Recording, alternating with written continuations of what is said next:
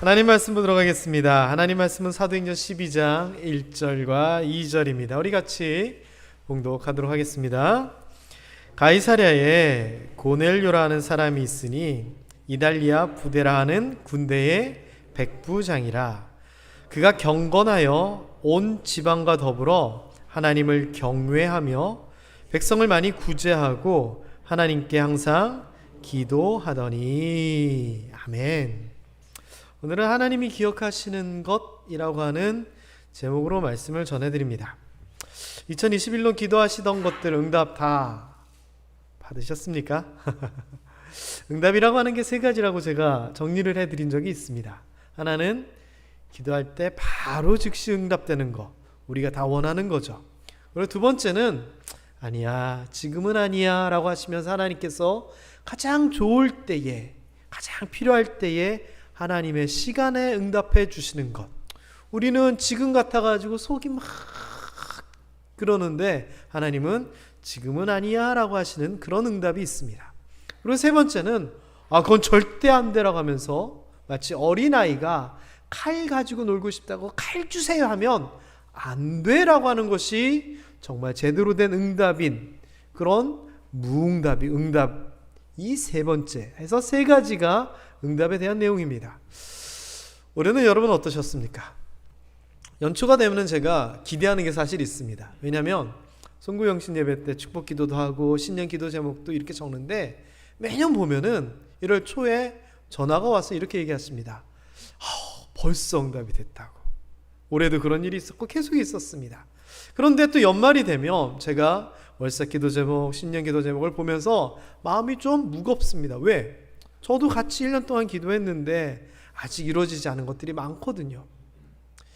그렇게 여러분들의 삶과 기도 제목 한번 돌아보시면 어떠신가요? 올 한 해는 기도할 때마다 그냥 싹싹 응답되고 그러면 너무 좋겠는데, 급행류라고 하는 표현이 있습니다. 제가 이 급행류라고 하는 개념을 처음 알았던 것은 한 30 초반대였던 것 같습니다. 20년 전이죠, 대충. 여권을 만들어야 됐습니다. 여권.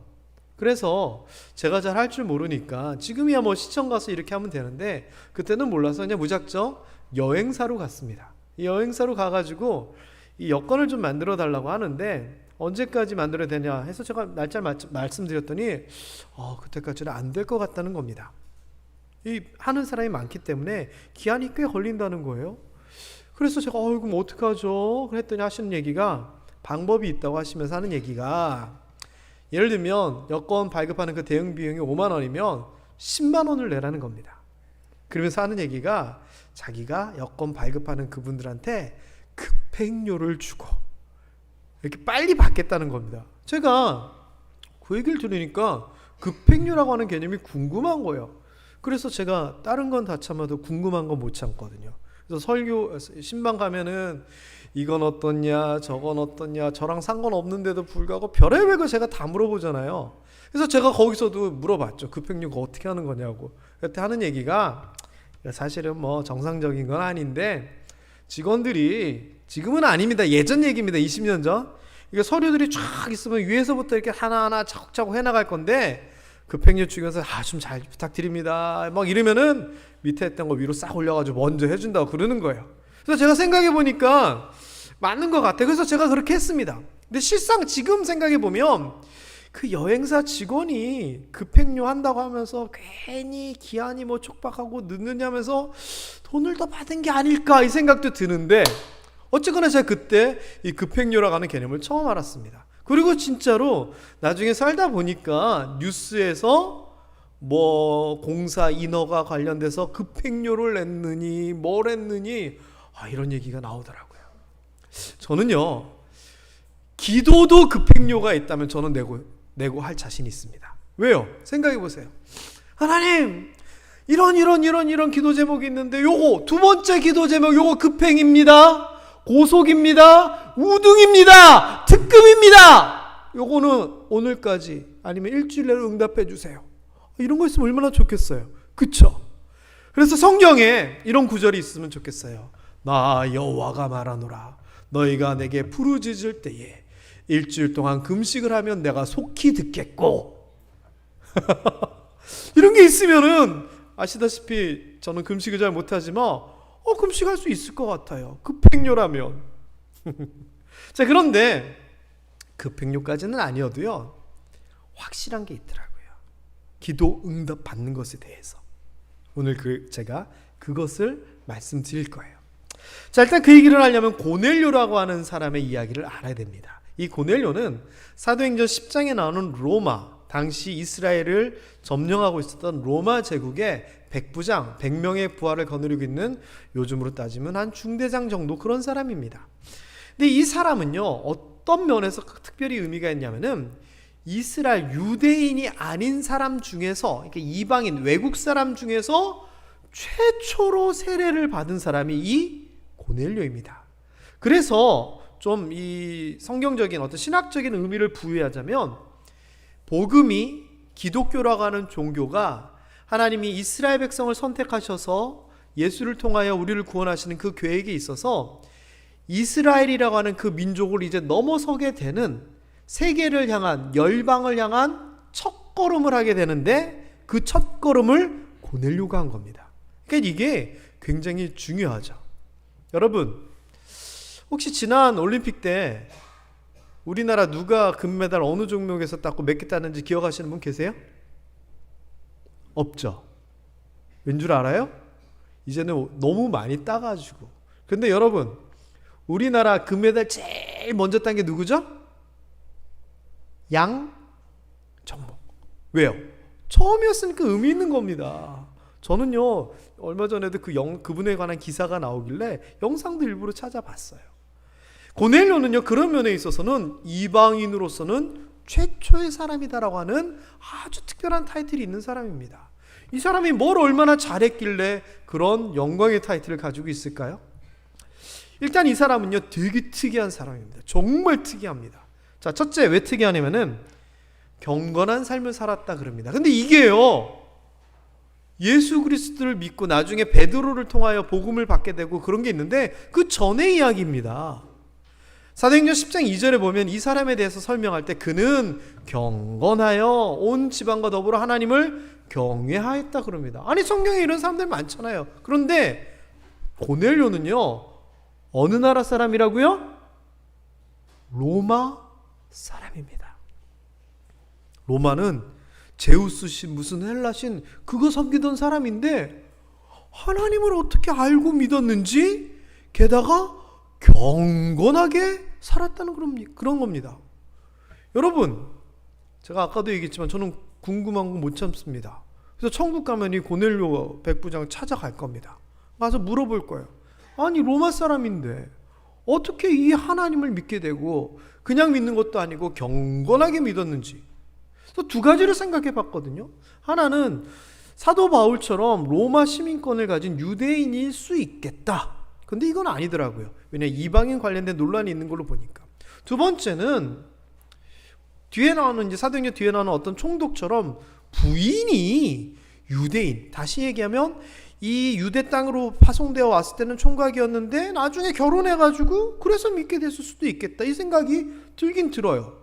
근데 어쨌거나 거기에 대한 얘기는 없으니까. 그래서 이 사람은, 야, 로마 사람인데 하나님을 이렇게 믿어? 라고 하는 면에서 굉장히 특별합니다. 두 번째는요, 백성을 많이 구제하는 삶을 살았다라고 얘기를 합니다. 이거 뭐 그럴 수도 있죠. 아닙니다. 왜? 이 사람의 신분이 뭐라고요? 로마의 백부장입니다. 그러면 그 나라를 점령한 겁니다. 백성들에게서 세금을 걷어서 로마로 보내는, 뺏는 사람의 역할입니다. 땅을 뺏었고 나라를 뺏었고 돈을 뺏는 겁니다. 그리고 이 사람이 부대를 거느리고 와가지고 군영을 짤 때 땅이 필요합니다. 돈 주고 샀을까요? 야, 다 비켜! 이랬을까요? 당연합니다. 이들이 먹고 자고 하는 데 있어서 집이니 음식이니 돈 주고 사요? 아니요, 점령군이잖아요. 요즘 말로 몰수하고 징발합니다. 다시 얘기하면 이 사람들은 이스라엘 백성의 적이고 같이 어울려 살기에는 힘든 대상들입니다. 근데 이 사람이 이스라엘 백성들을 위해서 나눠주고 구제하는 삶을 살았다는 겁니다. 여러분, 일본 사람들이 이렇게 우리나라를 침탈하고 그랬을 때 일본 순사가 맨날 잡아가고 고문하고 뭐 이렇게 하지, 한 마을을 위해서 자기 돈을 내어서 뭐 다리를 놔주고 뭐 이런 얘기 들어본 적이 있으세요? 불쌍한 사람들을 도와주고? 글쎄요, 있었을지는 모르겠지만 있었다면 고넬료와 같이 아주 특이한 겁니다. 세 번째, 이 고넬료가 단순히 하나님을 믿는 게 아니라 항상 하나님 앞에 기도하는 사람이었다 그럽니다. 세상에. 요즘도 항상 기도한다라 그러면 어우 대단하다, 신앙 좋다, 기도의 사람입니다, 뭐 그런 얘기를 하잖아요. 그런데 이 사람은 이스라엘 사람인데도 아님에도 불구하고 어디서 어떻게 배웠는지 하나님 앞에 기도하는 삶을 살았다는 겁니다. 누가? 로마의 백부장이. 그래서요, 저는 이 하나님이 이 고넬료를 택하시고 구원에 있어서 첫 타이틀을 주신 것 같아요. 게다가 이렇게 살아가던 고넬료에게 하나님께서는 아주 특별한 방법으로 나타내십니다. 뭐냐? 환상 중에 밝히 봄에, 밝히는 정확하게 확실이라고 하는 뜻입니다. 우리 인류 역사상 환상을 통하여 하나님을 봤다라고 얘기하는 사람이 과연 몇 명 있을까요? 생각해 보세요. 성경에서도 그다지 많지 않습니다. 그런데 고넬료가 그런 겁니다. 하나님의 특별한 은혜와 응답을 경험한 사람입니다. 이 사람이 뭐를 잘했기에, 대단했기에 그랬을까요? 게다가 이 사람에 대한 설명을 함에 있어서 빠질 수 없는 게 오늘 가장 중요한 하나님이 기억하는 사람이라는 겁니다. 하나님이 기억하는 사람. 제가 예전에 저희 딸이 그 백수문화재, 그 우리 김천에 있는 유명하신 분을 기리는 그 문화재가 있는데 거기에 신앙송을 하라고 학교에서 뽑혀서 간 적이 있습니다. 그래서 야외 무대에서 신앙송을 하게 돼서 저도 이제 갔는데 갔더니 좀 서운한 거예요. 내빈 소개를 하는데 뭐 국회의원, 시장, 시의원들 막 하는데 직지사 주지시 스님 왔다고 거기 내빈 자리에 앉혀놓고 이렇게 소개를 하길래 아이씨, 직지사 주지시 스님은 소개하는데 왜 나는 아는 척도 안 하고 초청도 안 하나? 이 생각이 들더라고요. 근데 알고 보니까 백수문화제는 직지사와 연관된 행사더라고요. 어쨌거나 그래서 잘 봤어요. 근데 끝날 때쯤 되니까 시의원들이 막 인사하고 시장님이 인사하고 막 돌아다니면서 인사를 하시더라고요. 근데 시장님은 그 전부터 자주 뵀기 때문에 목사님 오셨냐고 하면서 잘 인사를 하고 끝났어요. 근데 거기에 누가 계셨냐면은 송원석 국회의원님이 계셨던 거예요. 그분 한 번 봤어요. 선거 때 교회 오셔가지고 저랑 앉길래 넥타이도 붙이고 편히 계시자고, 수고 많으신다고, 잘 될 거라고. 뭐 사실 저는 오시는 모든 분들에게 그렇게 덕담을 하지만 오셔가지고 편하게 얘기하고, 그때 처음 나오시고 막 그래가지고 그랬던 때였거든요. 그랬던 기억이 저도 있어요. 근데 그분이 막 와서 인사를 하는데 뭐 한번 그렇게 봤는데 알겠어요? 그래서 제가 막 인사를 하길래 제가 하고 사실은 얘기를 하려 했더니 송 의원님이 저보고 목사님 잘 계셨냐고 이러는 거예요. 송장로님 원래 송씨 집안이 이렇게 머리가 좋습니까? 송장로님 조카뻘이라고 하더라고요, 집안. 그래서 제가요 너무 황송한 거예요. 그랬더니 우리 같이 갔던 지강이가 아빠 국회의원도 아빠가 알아? 그래서 아빠 좀 그래? 폼도 한번 잡았죠. 여러분, 사람 중에서 누군가가 특별한 분이 나를 기억해 준다는 것도 기분 참 좋은데 하나님이 기억해 주는 사람이라면 그거 얼마나 대단합니까? 고넬료 그랬던 사람이라는 겁니다. 하나님이 기억한다는 표현은 성경에 참 여러 군데 나옵니다. 그런데 특별히 여기에서 말하는 기억한다는 표현은요, 무네모시논이라고 하는 단어로 썼더라고요. 무네모시논, 좀 어려운 말인데, 근데 이 말은 그냥 옛날 일을 회상한다든지 이런 게 아니라 뭐를 생각나게 하기 위한 어떤 말 또는 메모, 기록, 또 기념하기 위해서 뭘 돌을 쌓아둔다든지 이런 것들을 통하여 확실하게 기억하는 것을 얘기합니다. 다시 얘기하면 잊지 말아야지라고 하면서 적어놓은 게 이 무네모시논입니다. 그러니까 이 고넬료에 대하여 하나님께서 어떻게 하셨다? 대충 뭐 기억하고 생각해보고 기억한 게 아니라 확실하게 기억하는 사람이었다는 겁니다. 창세기에서는 또 다른 기억함이 나옵니다. 어떤 기억이냐면은 하나님께서 노아의 방주, 홍수가 내려서 모든 사람들이 이제 물에 빠지고 배에서 동동동동 하면서 살고 있었을 때 하나님께서 노아와 그 짐승들까지 기억하셨다라고 얘기합니다. 이 기억하심은 살피시는 거고 배려하시는 거고, 그래서 조치를 취해 주시는 겁니다. 아, 이제 힘들겠네. 아, 맞다. 40일 동안 있었지. 아이고, 동물까지. 아이고, 맨날 뛰어다니던 짐승들이 갇혀 있어서 얼마나 힘들겠노? 생각해 주시는 겁니다. 이 기억하심. 저는 하나님께서 우리를 이렇게 생각하시고 기억해 주시면 좋겠어요. 우리 상황, 아이고 맞아, 힘들었겠다, 아이고 어렵겠다, 아이고 많이 아프겠다, 이제 이만하면 됐겠지? 잊지 아니하시고 우리를 기억해 주시는 거, 이거 정말 은혜 아닙니까? 그리고 출애굽기에 보면은 또 이런 기억하심도 있습니다. 이스라엘 백성들이 애굽의 노예 생활을 400년 넘게 할 때 하나님께서 뭐를 기억하셨냐?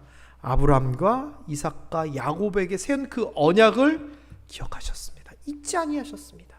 그래서 이스라엘 사람들이 막 고통을 할 때, 얘들이 내 백성이고 내가 약속했는데, 그 400년, 480년 그 기간은 이미 아브라함 때 하나님께서 얘기하셨던 이야기이긴 하지만 하나님께서 잊지 않고 그 백성들을 보고 계셨다는 겁니다. 그래서 그들을 기억하셔서 어떻게 했느냐? 모세를 보내고 그들을 구출해내셔서 홍해와 여리고성 등등등을 거쳐 가나안으로 들여보내시는 겁니다. 이 말은 뭐냐? 기억함에 있어서 약속하신 부분은 절대 잊지 아니하시는 하나님을 얘기합니다. 그리고 뒤쪽에 보면은 사무엘상에 보면 이런 기억하심도 있습니다. 너무 원통하고 속상하고, 근데 내 힘으로 안 될 때, 한나 이야기입니다. 한나가 아이가 없는데 둘째 부인이 아이 낳아가지고 자랑하고 조롱하고 너무 속상합니다. 근데 자기는 이제 도저히 안 됩니다. 하나님 앞에 가서 기도한 겁니다. 그런데 여기에 보면은 하나님이 듣고 응답하심에 대하여 요 앞에서도 얘기했지만 하나님이 들으시고 응답하심에 대해 중간에 기억하셨다라고 하는 단어가 중간에 들어가는데 여기서도 동일합니다. 하나님, 나를 좀, 내 고통을 돌아봐 주세요 라고 얘기하면서 나를 기억하시고 잊지 말아 주세요 라고 얘기합니다. 그리고 아들을 주세요, 응답해 주세요 라고 얘기를 하는 거죠. 그러니까 우리가 보통 기도할 때 하나님 들어주세요, 우리의 기도를 들어주시고 응답해 주세요 라고 하는데, 지금 아까 얘기나 지금 얘기는 중간에 나를 기억하시사라고 하는 단어가 들어갑니다. 저는 이거 너무 좋은 기도법이라 생각합니다. 하나님, 나를 기억하시사, 나를 잊지 마시고, 또는 하나님께서 나에게 주신 약속을 잊지 마시고, 이거는요 너무 좋은 기도법이에요. 그래서 이 한나가 하나님 앞에 그렇게 기억했더니 여기는 생각하사, 여호와께서 그를 생각하신지라 그리하여 사무엘이라고 하는 아들을 낳게 됩니다. 이 생각하신지라 기억과 동일한 개념의 말입니다. 또 이런 기억하심도 있습니다. 시편 106편 4절과 5절. 하나님께서 주의 백성에게 베푸시는 은혜가 있는데 은혜로 뭘 어떻게 하냐? 첫 번째, 나를 기억하여 주시옵소서. 두 번째, 나를 구원으로 돌보아 주시옵시고, 하나님, 주의 택하신 자가 형통하게 하시고 주의 나라 기쁨을 나누어 가지게 하시고 주님께서 주신, 나에게 주신 것들을 가지고 자랑하게 하여 주옵소서라고 하는데, 그 첫머리가 뭐냐? 이 뒤에 나오는 좋은 응답에 대한 첫머리가 나를 기억하시어서 이렇게 하여 주시옵소서입니다. 사실 이 나를 기억하셔서 이렇게 해주시옵소서라고 하는 이 말은 아까 한나가 있지만 느헤미야도 그렇게 얘기합니다. 느헤미야가 어떻게 얘기하냐면요, 하나님, 내가 하나님 앞에 한 거, 이스라엘 백성들에게 한 게 있지 않습니까? 내가 이렇게 했던 것을 기억하시고 나에게 이런 은혜를 주십시오라고 기도합니다. 여러분, 하나님이 기억하시는 사람이 되었으면 좋겠습니다. 신약에서도 이와 비슷한 이야기가 나옵니다. 언제냐? 예수님께서 십자가에 못 박혀 돌아가실 때입니다.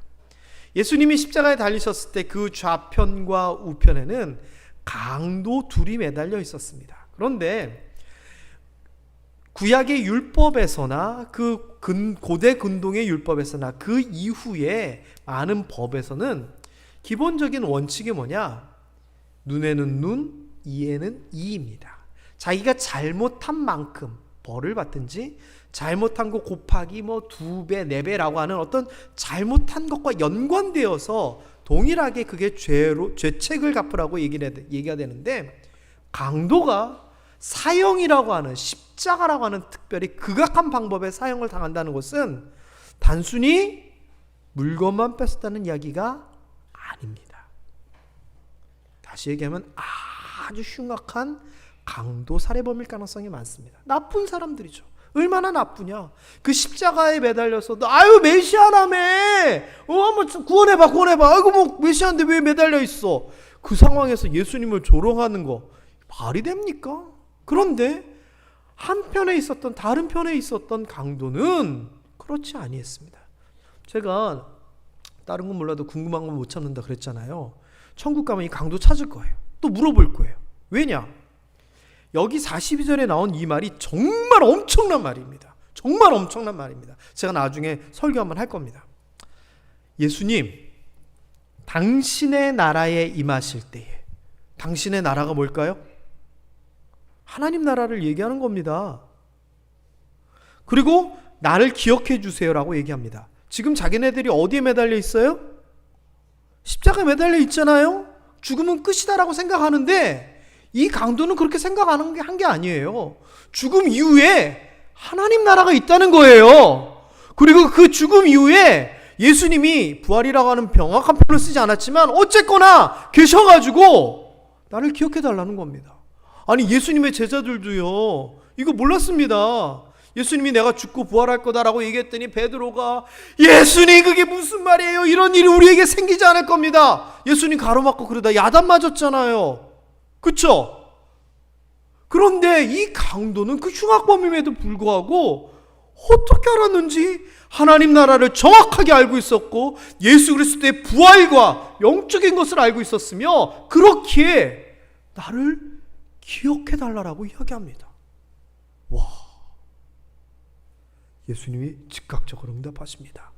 오늘 내가 나와 함께 낙원에 있으리라. 성경에서요, 너 천국 갈 거야, 너 낙원 갈 거야 라고 직접적으로 얘기 나온 경우 최초입니다. 그쵸? 왜? 아직 천국에 대한 이야기, 부활에 대한 이야기가 예수님 죽기 전이니까 제대로 오픈되지가 않았습니다. 그런데 무슨 천국 얘기가 나옵니까? 이 이야기는 천국에 대해서 보장받은 직접적인 표현 최초입니다. 그러니까 이 강도가 얼마나 대단한 겁니다. 그러니까 이 대단한 강도가 이 천국에 대한 확증을 받으면서 했던 이 표현, 나를 기억하소서, 정말 좋은 표현 아닌가요? 자, 고넬료가 그랬다는 겁니다. 하나님이 기억하는 사람. 뭐를 도대체 얼마나 잘했길래 하나님께서 기억하시냐 봤더니 기도와 구제랍니다. 네가 했던 기도들, 네가 선하게 구제했던 그것들, 선한 행실이 하나님 앞에 상달 위에까지 도달하여 그 기도와 구제가 너를 기억하게 하는 것이 되었다라고 얘기합니다. 자, 그런데 기도와 구제에 대해서 여기 4절에서는 얘기했는데요, 뒤에 다시 한번 이 이야기가 언급되면서 좀 이야기가 세밀하게 바뀝니다. 31절에 보면 고넬료야 하면서 하나님이 기도는 들으시고 구제는 기억하였다라고 이야기합니다. 이 기억이 뭐라고요? 메모 적어서 할 정도의 그 기억을 얘기합니다. 기도를 하나님께서 들으신다라고 하는 표현은 우리 너무나 많이 들었지 않습니까? 그런데 구제를 하나님께서 잊지 않고 기억하신다는 것은 대단한 표현입니다. 그리하여서 고넬료가 응답을 받는데, 이거는 너는 내게 부르짖으라 내가 응답하겠고 내가 알지 못하는 크고 비밀한 일을 내게 보이리라 라고 하는 그 이상의 엄청난 겁니다. 고넬료가 하늘나라를 알았겠습니까? 예수 그리스도에 대해서 제대로 알았겠습니까? 뭐 성령 충만을 알았겠습니까? 고넬료는 그 정도 수준이 아직 아닙니다. 근데 하나님께서 그에게 응답을 하셨는데 베드로에게는 환상 가운데 부정한 음식을 먹으라라고 하는 환상을 보여주십니다. 베드로가 나 부정한 거 안 먹는데 그랬더니 하나님이 야 내가 정하다고 하는데 네가 뭐 더럽다고 그래 야단치시면서 이방인에 대하여서 내가 괜찮다는데 니들이 왜 안 되냐고 하면서 아무라는 것을 깨닫게 하십니다. 그러면서 어디 가면 고넬료라고 하는 사람이 있으니까 찾아가라라고 베드로에게는 얘기하시고 고넬료에게는 베드로를 청하라라고 얘기하십니다. 그리고 그렇게 둘이 만나게 돼서 베드로가 뭘 하느냐, 그가 하나님과 율법에 대해서 기도에 대해서밖에 몰랐지만 베드로가 예수 그리스도를 소개하며 복음을 전합니다. 그리고 고넬료는 그것을 받아들이고 거기에서 그치는 것이 아니라 성령 충만하게 됩니다. 그 집안이 성령 충만하게 됩니다. 그리고 방언이 터집니다. 마치 마가의 다락방에서 성령 임재를 통하여 방언이 터지고 초대교회에서 기적과 이사가 일어나듯이 방언이 터집니다. 고넬료는요 세례받은 첫 사람인가 동시에 성령 충만과 방언을 받은 첫 이방인이 됩니다. 그리고 아까 얘기한 것처럼 최초의 세례를 거기에서 주면서 이런 사람에게 세례를 안 주면 누가 하면서 베드로가 많은 논란이 있음을 알매도 불구하고 이방인과 관련된 많은 교회 내에 아직 정리되지 않은 그들을 데리고 올 것인가, 데리고 오면 할례를 받게 할 것인가, 이런 얘기들은 일단 두고 성령 충만한 그를 보면서 세례를 주게 됩니다. 고넬료가 생각하지 못했던 귀한 응답이었습니다. 하나님께서 기억하시는 구제, 제가 좀 정리를 해봤습니다. 나중에 또 하나하나 기회 되면 설교를 한번 해보도록 하겠습니다. 첫 번째는 구제는요 명령입니다. 내가 기회 되면 하고 마음 내키면 하고 여유 있으면 하는 아닙니다. 하나님의 명령입니다. 율법을 통하여서도 명확하게 얘기하십니다. 너는 과부와 고아와 객, 이방인들의 나그네들을 돕고 섬기고 외면하지 말아라. 너는 추수할 때에 이삭까지 탈탈탈탈 모으지 말아라. 가난한 자들이 죽게 하여라. 그리고 7년마다 안식년을 하게 되면 들짐승들하고 가난한 사람들이 네가 심어놨던 그 나무에서 나는 거 따먹어도 놔둬라. 혹시 돈이 없어가지고 종살이를 하든지 땅을 팔았으면 희년이 되면 돌려주어라. 10의 1조 드리지. 때로는 또 다른 11조를 통하여 과부와 가난한 자들을, 고아들을 도와라. 율법, 법, 명령입니다. 게다가 구제는요 우리의 인품과 신앙을 나타내는 겁니다. 우리의 마음입니다. 게다가 이것은 또 뭘 의미하냐면은 말씀의 요체 가장 핵심입니다. 한 서기관이 예수님 율법 중에 제일 중요한 게 뭡니까? 그랬더니 뭐라고 얘기하시죠? 두 가지를 얘기하십니다. 하나님을 사랑하고 내 이웃을 내 몸과 같이 사랑하라. 이것이 선지자들을 통하여 우리에게 주셨던 하나님의 말씀 강령 아니냐? 두 가지를 얘기하는데 이웃을 사랑하는 것, 구제하는 것은 바로 그 둘 중에 하나입니다. 게다가 마음으로만 사랑하고 불쌍히 여기고 아니라 구제는 이 사랑과 마음이 겉으로 드러나는 실천이자 결과입니다. 그리고 이것을 통하여 세상 사람들조차도 교회를 인정하게 됩니다. 그리하여 복음의 도구가 되죠. 우리나라에 복음이 전해질 때 복음 무조건 선교사들이 와서 하나님 믿으세요, 복음 전하는 줄 아세요? 아니에요. 선교사들이 우리나라에 와서 한 거 제일 대표적인 거 세 가지가 뭔 줄 아세요? 첫 번째는 병원 짓습니다. 아픈 사람들 위하여.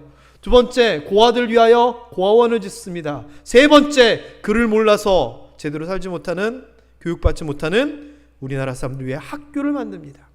그들은 이러한 도움과 구제를 통하여 복음의 통로를 삼았습니다. 게다가 이 구제 우리도 하고 있습니다. 목사님 그 이웃사랑 헌금 많은데 그 10,000원 내고 50,000원 내고 그 뭐 하나님께서 그거 기억하실까요? 아니요. 돈 금액이 중요한 게 아니에요. 하나님 입장에서 10,000원이건 1억이건 1,000억이건 아무 의미 없어요. 하나님의 입장은 내가 명령했는데 순종하고 정말 이웃을 사랑하는 마음으로 헌신하고 교회가 마음을 모아서 하나님의 사역을 감당하고 그것을 통하여 복음 전하고 그게 중요한 거지 10,000원? 저는 충분하다라고 생각합니다. 우리가 이렇게 모은 모은 것들 어떻게 했죠? 작년에는요, 기억나시죠? 사랑의 박스 50개 만들어가지고 전달했습니다. 사랑의 박스는 5만 원짜리 박스였습니다. 필요한 것들을 넣었습니다. 그리고 제가 세례교회는 한 분당 10,000원 이상 부탁드립니다 하면서 혹 상자 하나를 감당하실 분은 5만 원 이상 해주시면 그분 이름으로 전달하겠습니다. 그렇게 다 했습니다. 그리고 조용히 도움이 필요한 교회 내외 분들에게 교육자들이 성금으로서 잘 전달했습니다. 올해도 할 겁니다. 근데 올해는 좀 더 특별합니다.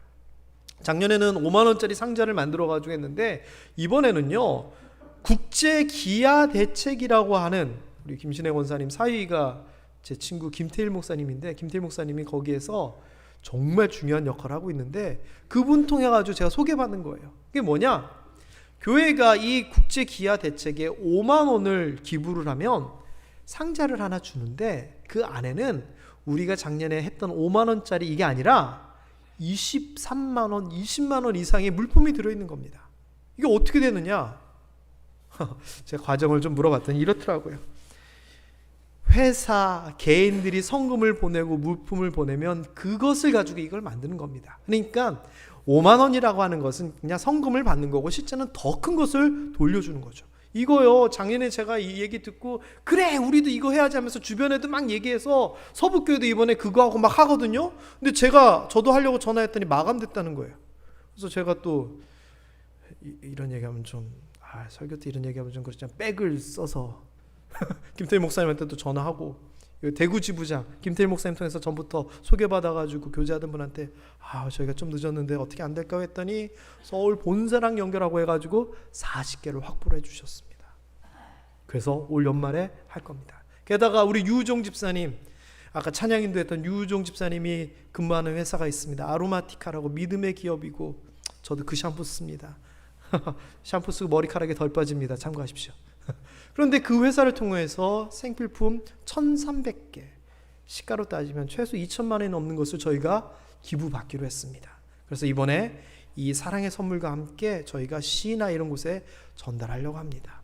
여러분 거기에 동참해 주십시오. 작년과 마찬가지로 세례교회는 한 분당 10,000원 이상 참여해 주십시오. 그리고 내가 박스 하나 감당하겠다 그러면 5만 원 이상 해 주십시오. 이게 별거 아닌 것 같죠? 아니요. 아까 얘기한 것처럼 소외되은 이웃에게 정말 귀하고 교회의 이름으로, 하나님의 이름으로 사랑을 전하는 너무나 좋은 계기입니다. 올 한 해 하나님을 사랑하는 것은 잘 사랑하셨겠지만 이웃을 사랑하는 것은 얼만큼 하셨습니까? 혹시 짝재기는 아닌가요? 한쪽은 이만하고 이쪽은 요만하고. 이번 기회에 같이 동참하십시다. 하나님께서 기쁘시게 봐주실 겁니다. 게다가 이번에는요, 작년에는 코로나 때문에 그렇게 하지 못했는데 그 전에 경로당 또는 경찰서 또는 소방서 이런 데를 통하여서 또는 학교를 통하여서 섬기시고 큰일 하시는 분들을 격려하는데 이번에도 금액이 좀 넉넉하다면 그 일도 감당하고 싶습니다. 여러분, 말씀을 마무리합니다.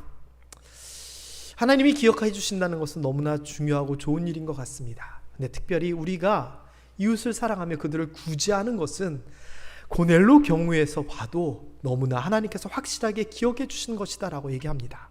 이번 우리 12월 달 이웃사랑 헌금을 통하여 구제하고 사랑하고 섬기는 일에 여러분 함께 해주시기를 부탁드립니다. 저는 이러한 구제가 아까 말씀드린 응답받는 급행료가 되지 않을까, 하나님께서 기억해 주시는 그 은혜를 누릴 수 있는 급행료가 되지 않을까 생각을 해봅니다.